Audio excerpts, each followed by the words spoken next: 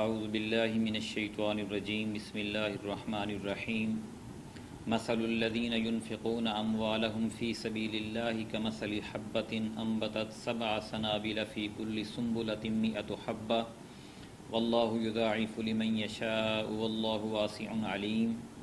الذین ينفقون اموالهم فی سبیل اللہ ثم لا یتبعون ما انفقوا منا ولا اذى لهم اجرهم عند ربهم ولا خوف علیہم ولا هم يحزنون قول معروف ومغفرة خیر من صدقة یتبعها اذى واللہ غنی حلیم صدق اللہ العظیم۔ سامعین کرام، سورہ البقرہ کی آیت نمبر 261 سے 263 آپ کے سامنے تلاوت کی ہے۔ 32ویں رکوع سے جو اللہ تعالیٰ نے مسلمانوں کو یہ حکم دیا تھا کہ وہ اس کے راستے میں جان کے ساتھ مال بھی خرچ کریں، اس کا سلسلہ دوبارہ سے اس رکوع سے شروع ہوتا ہے۔ اللہ تعالیٰ نے قرآن پاک میں مومنین کو مختلف طریقوں سے مال خرچ کرنے پر ترغیب دی ہے۔ کہیں پہ ڈرا کر، کہیں پہ زیادہ جزا دے کر، کہیں پہ شوق دلا کر، مختلف طریقے سے یہ اللہ تعالیٰ نے آیات نازل کی ہیں کہ آپ اپنا مال اللہ کے راستے میں خرچ کریں۔ مثلاً اسی صورت کی جو آیت نمبر 245 ہے، اس میں اللہ نے کہا ہے کہ من ذا الذی یقرض اللہ قرضا حسنا، کون ہے جو اللہ کو قرض حسنہ دے کہ اللہ تعالیٰ اس کو کئی گنا بڑھا کر لوٹا دے۔ اور پھر اسی صورت کی آیت نمبر 254 میں ہے کہ اے لوگو جو ایمان لائے ہو، اپنا مال اللہ کے راستے میں خرچ کرو قبل اس کے کہ وہ دن آئے کہ جس دن آپ کا نہ کوئی تجارت کام آئے گی، نہ کوئی سفارش اور نہ کوئی دوستی۔ اسی صورت کے شروع میں یہ کہا کہ اگر آپ نے اس قرآن سے نصیحت حاصل کرنی ہے تو اپنا مال اللہ کے راستے میں خرچ کریں، وَمِمَّا رَزَقْنَاهُمْ يُنْفِقُونَ۔ اور پھر آج کی اس ہم درس میں جو 3 آیات ہم نے پڑھی ہیں، ان میں اللہ نے فرمایا ہے کہ جو مال آپ اللہ کے راستے میں خرچ کرتے ہیں، اللہ تعالیٰ ان کو کتنا بڑھاتا ہے۔ وہ ایک مثال سے بات سمجھائی ہے کہ جو لوگ اپنا مال اللہ کی راہ میں خرچ کرتے ہیں، ان کی مثال اس دانے کی سی ہے جو 7 بالیں اگائے، ہر بال میں 100 دانے ہوں، اور اللہ جس کے لیے چاہتا ہے بڑھا دیتا ہے، اور اللہ وسعت والا اور جاننے والا ہے۔ یعنی ایک دانہ زمین میں اگر پھینکا جائے، بویا جائے، اس سے 7 بالیں نکلتی ہیں اور ہر بال میں 100 دانہ ہوتا ہے، تو ایک دانے سے اللہ تعالیٰ 700 بنا دیتا ہے۔ اور اللہ تعالیٰ اس سے بھی زیادہ وسعت والا ہے، اور اگر چاہے تو اس سے بھی زیادہ بنا دیتا ہے، اور اس کو علم ہر چیز کے اوپر حاوی ہے۔ تو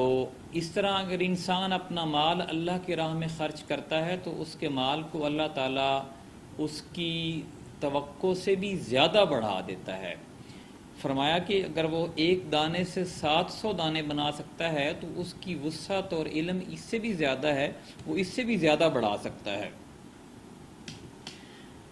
لیکن اس میں جو اللہ تعالیٰ سے توقع رکھتے ہیں کہ ان کو اللہ تعالیٰ صلہ دے، تو ان میں ایک چیز ضروری ہے کہ وہ اپنا مال خرچ اللہ کی رضا کے لیے کریں، نہ کہ اپنی بڑائی بیان کرنے کے لیے، اپنا نام اونچا کرنے کے لیے، اپنا نام، مقام اور مرتبہ بڑھانے کے لیے۔ اگر ایسا کریں گے تو اللہ تعالیٰ ان کو اجر نہیں دے گا۔ فرمایا کہ جو لوگ اپنا مال اللہ کی راہ میں خرچ کرتے ہیں، پھر اپنے خرچ کیے ہوئے پر بعد میں نہ تو احسان جتاتے ہیں اور نہ ایذا دیتے ہیں، ان کے لیے ان کے رب کے یہاں اجر ہے، اور ان پر نہ کوئی خوف ہوگا اور نہ وہ غمگین ہوں گے۔ یعنی خالصتاً اللہ کی رضا کے لیے مال خرچ کرنا چاہیے، اور جس کے اوپر مال خرچ کریں، ظاہر ہے وہ ماں باپ بھی ہو سکتے ہیں، وہ بہن بھائی بھی ہو سکتے ہیں، بیوی بچے بھی ہو سکتے ہیں، دوست احباب رشتہ دار بھی ہو سکتے ہیں، غریب غربا اللہ کی راہ میں جہاد کرنے والے بھی ہو سکتے ہیں، مسافر بھی ہو سکتے ہیں۔ جن کے اوپر بھی وہ مال خرچ کرے، وہ جتائے نہ، طنز نہ کرے، تان و تشبیہ نہ دے، بلکہ خاموشی اختیار کرے اور یہی سمجھے کہ یہ میں نے اللہ کی رضا کے لیے خرچ کیا ہے، اور اس کا اجر اللہ کے ذمے ہے اور اس کو کوئی پریشانی لاحق نہیں ہوگی۔ فرمایا کہ اگر آپ کے پاس مال نہیں ہے اور اگر آپ تنگ دست ہیں اور پھر بھی لوگ آپ کے پاس مال مانگنے کے لیے آتے ہیں، تو اس میں شائستہ بات کہنا اور درگزر کر دینا زیادہ بہتر ہے، بجائے اس کے کہ آپ تنزیہ بات کریں، سخت بات کریں، یا مال آپ کے پاس ہے اور پھر کوئی مانگنے والا آپ کو پسند نہیں ہے اور آپ اس کو سخت بات کریں، تو یہ بات ٹھیک نہیں ہے۔ آپ اس سے معذرت کر لیں اور درگزر سے کام لیں، تو یہ مال دینے سے زیادہ بہتر ہے، بجائے اس کے کہ اگر آپ بدتمیزی کرتے ہیں، سخت بات کرتے ہیں، تو وہ مال دینا وہ پھر کوئی فائدہ مند نہیں ہوگا۔ فرمایا شائستہ بات کہنا اور درگزر کر دینا اس صدقے سے زیادہ بہتر ہے جس کے پیچھے اظہار آسانی ہو۔ اللہ بے نیاز اور بردبار ہے، یعنی اللہ چاہے تو سب کوئی دولت برابر تقسیم کر دیتا ہے، یہ اللہ تعالیٰ نے آزمائش رکھی ہے دونوں کی، ایک کو مال دے کر اور دوسرے سے مال روک کر، اس لیے دونوں کی آزمائش کی جا رہی ہے اور دونوں کو اللہ تعالیٰ کے سامنے جواب دہی کا تصور رکھتے ہوئے بیہیو کرنا چاہیے۔ اللہ تعالیٰ سے دعا ہے کہ ہمیں قرآن پاک کو سمجھنے اور عمل کرنے کی توفیق عطا فرمائے۔ جزاک اللہ۔